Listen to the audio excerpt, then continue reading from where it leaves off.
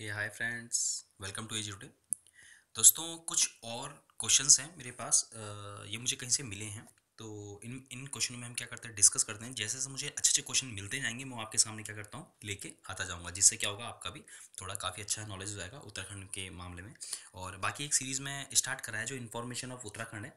तो एक एक उसमें क्या करा है मैंने, एक इंफॉर्मेशन ऑफ उत्तराखंड के बारे में एक फ़ोल्डर बनाया है। तो एक उसको आप देख सकते हो, वहाँ से आपको थोड़ा काफ़ी डीप नॉलेज हो जाएगा। तो उसको भी देखते रहिए और काफ़ी क्वेश्चंस को हम क्या करते हैं, डिस्कस करते रहेंगे। तो आइए चलिए स्टार्ट करते हैं। आपका देखो, एक क्वेश्चन क्या है दोस्तों कि जीबी पंत आपका जो जीबी पंत आपका, जो अभी आपने सुना होगा कि ये आपका एक वो है विश्वविद्यालय है। तो ये विश्वविद्यालय कब स्टेबलाइज हुआ था? ये स्टेबलाइज हुआ था आपका 1960 में स्टेबलाइज हुआ था दोस्तों। और ये जीबी पंत जो प्रौद्योगिकी आपका विश्वविद्यालय है, ये कहाँ है? तो ये आपका दोस्तों याद रखिएगा, ये आपका पंतनगर में है। पहली बात, ये आपका पंतनगर में है। 1960 में बना था। ये सबसे पहला क्या था, भारत सबसे पहला ये क्या होता है, स्टेबलाइज होता है। ये भारत का है। ये भारत का भी सबसे पहला क्या है, जो विश्वविद्यालय कृषि प्रौद्योगिकी के मामले में, तो वो क्या था, 1960 में पंतनगर में क्या हुआ था, आपका बना था। और पंतनगर आपका कहाँ पड़ता है? पंतनगर दोस्तों आपका उधम सिंह नगर में पड़ता है। तो इसलिए ध्यान रखिएगा, आपका एक जिला है उधम सिंह नगर में, ये वहाँ क्या होता है, पड़ता है। अगर दोस्तों कभी आपसे पूछ लिया जाए कि एचएनबी, जो एचएनबी है, या फिर आपका जो गढ़वाल, ठीक है, जो आप या आपका फिर एचएनबी गढ़वाल जो यूनिवर्सिटी है, मैं जीयू लिख देता हूँ, ये कब स्टेबलाइज हुई थी? ये 1973 में क्या हुई थी, स्टेबलाइज हुई थी। ये भी बहुत बार पूछ लिया जाता है। ओके। और अगर आपसे ये पूछ लिया जाए कि जो कुमाऊं विश्वविद्यालय है, जो आपका क्या है, कुमाऊं, ठीक है दोस्तों, मैंने कहा था आपको एक्स्ट्रा मिलता रहेगा। कुमाऊं जो आपका विश्वविद्यालय है, वो कब बना था? वो आपका 1973 में भी वही बना था। ठीक है, एचएनबी और कुमाऊं विश्वविद्यालय क्या था, सेम बना था। ओके। और आपको तो आपको पता ही है फिर एचएनबी है कहाँ। एचएनबी श्रीनगर पौड़ी गढ़वाल में है। ओके। और बाकी इसके बारे में मैंने आपको बता ही दिया कि 1960 में ये बना था। कहाँ बना था? पंतनगर में बना था, जो उधम सिंह नगर में पड़ता था। दोस्तों, ये भी बहुत बार पूछा जा चुका है कि रेलवे स्टेशन, जो हमारा रेलवे स्टेशन है देहरादून का, वो कब बना था? वो 1900 में यहाँ बना था, स्टेबलाइज हुआ था। ओके। उत्तराखंड के जिले में सबसे कम जनजाति, देखो सबसे कम जनजाति दोस्तों, एक चीज़ ध्यान रखिएगा, ये बहुत बार पूछा जा चुका है, जनजाति सबसे कम कहाँ है? रुद्रप्रयाग में है सबसे कम जनजाति। ओके। जैसे आपका हमारे यहाँ जनजाति कौन कौन सी रहती है? थारू रहती है, भोटिया रहती है, ओका राजी रहती है, और आपकी जौनसार रहती है। तो जो चार पांच है हमारे यहाँ क्या रहती है, जनजातियाँ रहती हैं। दोस्तों, एक और क्वेश्चन क्या पूछा जा रखा है कि हमारी न्याय पंचायतें कितने हैं? देखो दोस्तों, न्याय न्याय पंचायतें हमारी कितनी हैं, आपकी 670 के आसपास है। और दोस्तों आपको ये ध्यान रखना पड़ेगा, अगर आपसे पूछ ले जाए कि ग्राम पंचायतें कितनी हैं, तो दोस्तों ग्राम पंचायतें हमारी की 7,000 के आसपास हैं। मतलब लगभग, देखो टोटल तो नहीं पूछेगा, जो हमारे लगभग बोला जाए तो लगभग वो है हमारे पास 7,954 के आसपास है। जो करेक्ट वैल्यू होगी वो मैं आपको बता दूंगा, ये लगभग के आसपास है, 7,000 के आसपास है। ठीक है, 7,000 के आसपास है जो हमारी न्याय पंचायत है। ओके दोस्तों। और अब बात करते हैं कि जो उत्तराखंड की जनजातियां, जैसे मैंने बताया ना, उत्तराखंड की जनजातियां कौन कौन थी। एक तो भोटिया है, थारू है, बोक्सा है, दोस्तों राजी भी है, राजी भी है। और अगर मैं और बताऊं, जौनसारी भी है। ठीक है, जौनसारी भी है। ठीक है, जौनसारी भी है। ये भी क्या है, उत्तराखंड की जनजातियां हैं दोस्तों। ठीक है। तो इसलिए ध्यान रखिएगा। और अगर आपसे पूछ दिया जाए, जैसे ये एक क्वेश्चन दे रखा कि मेघा आप फिल्म की भाषा कौन सी भाषा की है? मेघा आपकी क्या है, कुमाऊनी भाषा की है। ओके दोस्तों, जो मेघा फिल्म कहाँ की है, वो आपकी कुमाऊनी भाषा की है। बहुत बार क्या हो सकता है, आपसे पूछा जा चुका है। गढ़वाली भाषा, जैसे क्या बोलते हैं, आपकी घर जमाए है, तो घर जमाए आपकी गढ़वाली भाषा में थी। ठीक है, 1985 के आसपास वो बनी थी। 1985 के आसपास क्या थी, घर जमाए, वो जो मूवी थी वो भी क्या थी, वो आपकी गढ़वाली की थी।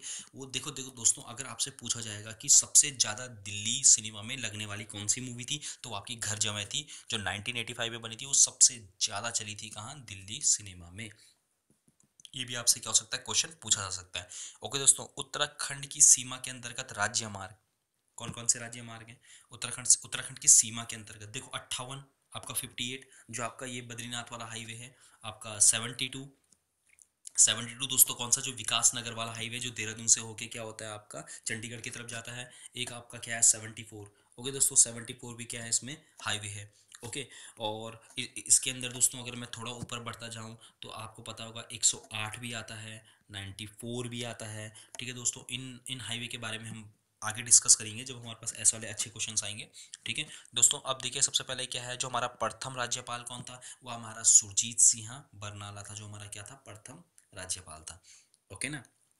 और जो हमारे प्रथम आपके जो सीएम थे, प्रथम सीएम कौन थे हमारे, बताइए। प्रथम सीएम अगर आपसे पूछा जाए तो उत्तराखंड के जो आपके प्रथम वो थे हमारे कौन से, नित्यानंद स्वामी। ओके दोस्तों, हमारे नित्यानंद स्वामी थे। उसके बाद भगत सिंह कोश्यारी आए। भगत सिंह कोश्यारी के बाद, क्योंकि उस समय क्या था, जब हमारा 2001 में 2000 में जब हमारा क्या था, उत्तराखंड बना था, तो उस समय क्या था, बीजेपी गवर्नमेंट, क्योंकि हमारे पास सिर्फ उस समय क्या थी, 30 सीटें थी दोस्तों।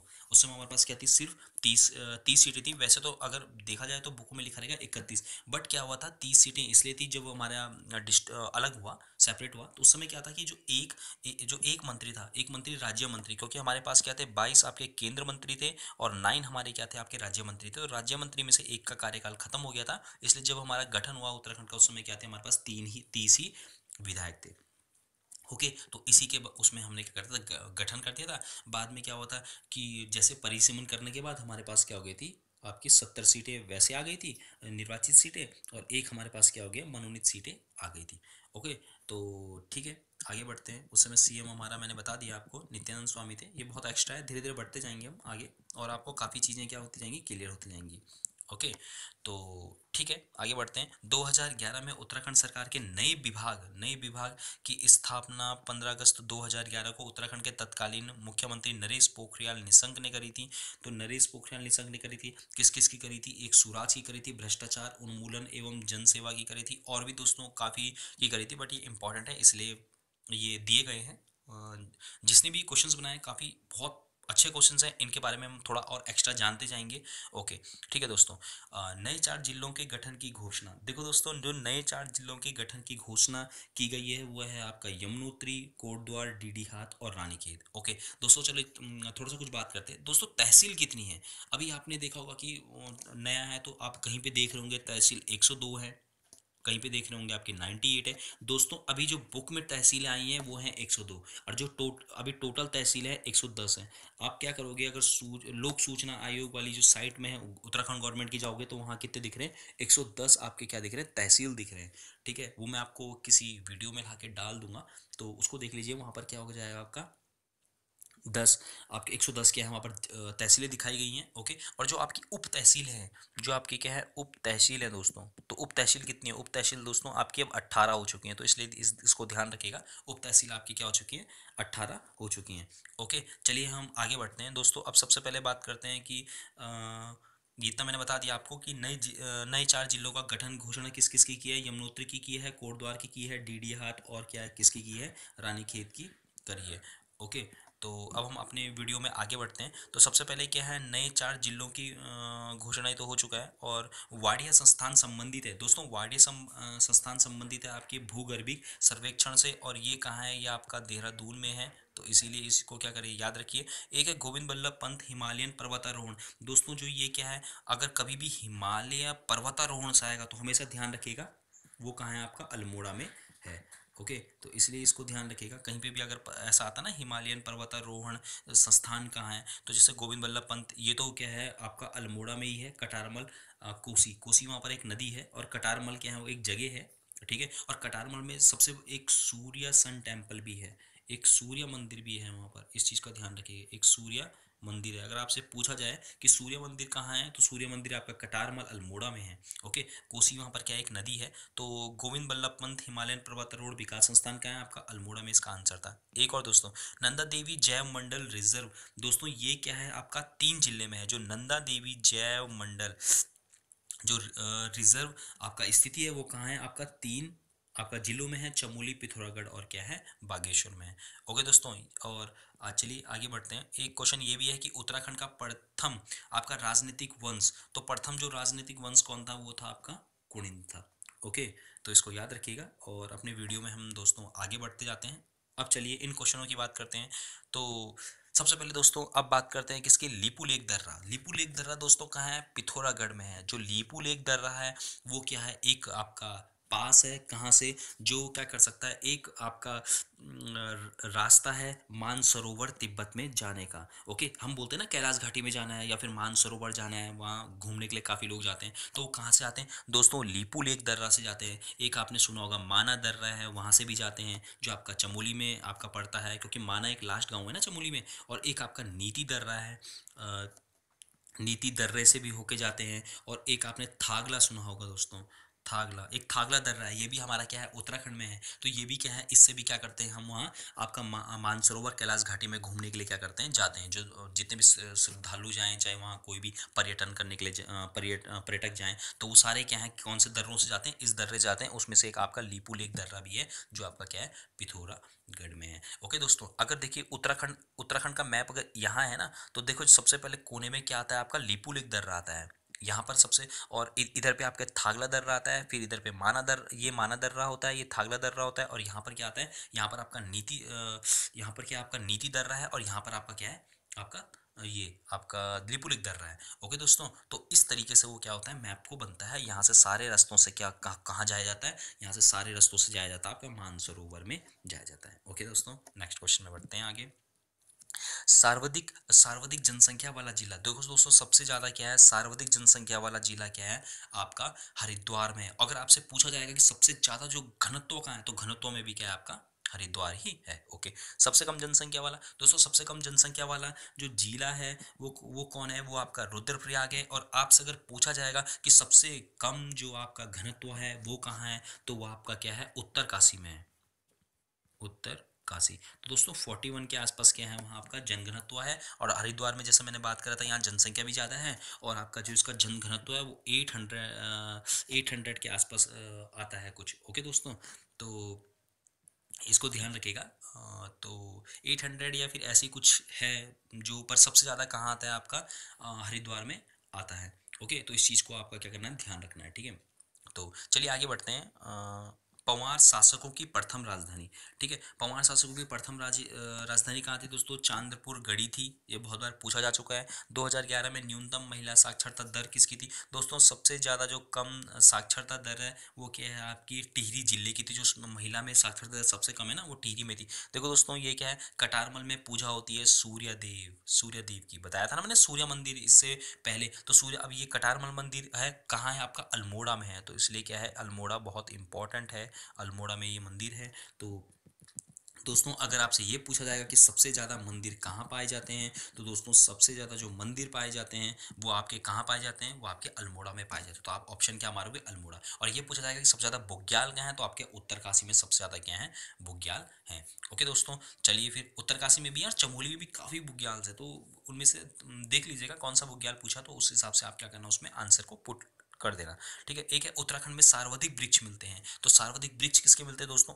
ओक एक प्रजाति है जिसके हमारे क्या होते हैं, वृक्ष उसमें मिलते हैं। देखो किराज वंश कहलाते हैं राजा, उस समय क्या थे, जो उत्तराखंड में किराज वंश कहलाते थे, वो हमेशा राजा कहलाते थे। प्राचीन राजधानी कार्तिकेयपुर संबंधित है दोस्तों। कार्तिकेयपुर क्या है, कत्यूरों की राजधानी थी। कार्तिकेयपुर क्या थी, जो राजधानी थी, ठीक है, या फिर नगर था, वो किससे था, कत्यूरों से संबंधित था। एक है दोस्तों विशु मेला कहाँ लगता है दोस्तों? विशु मेला आपका जौनसार भाबर में लगता है। तो इसलिए ध्यान रखेंगे, विशु मेला कहाँ लगता है, आपका जौनसार भाबर में लगता है। ये भी बहुत बार पूछा जा चुका है।